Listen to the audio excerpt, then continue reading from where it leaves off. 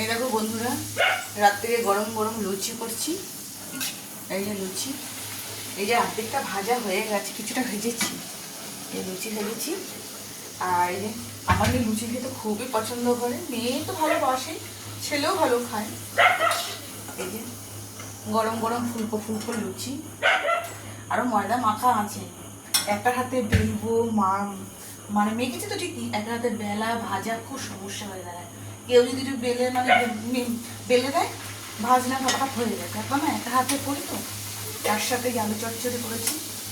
এই যে পাঁচফোড়ন দিয়ে একটু লাল লাল করে একটু করেছি, কাঁচা লঙ্কা দিয়ে আর একটু লঙ্কার গুঁড়ো দিয়ে পাঁচফোড়ন দিয়ে আলু চচ্চড়ি করেছেন। গরম গরম লুচি। আর এই যে এখানে একটু রাত্রের ভাত রেখেছ, গরম গরম ভাত, গরম ভাত।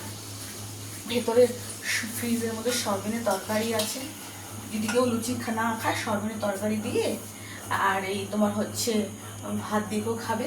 আর যদি না খায় লুচি খাবে। ভিডিওটা ভালো লাগলে লাইক করো, কমেন্ট করো, শেয়ার করো।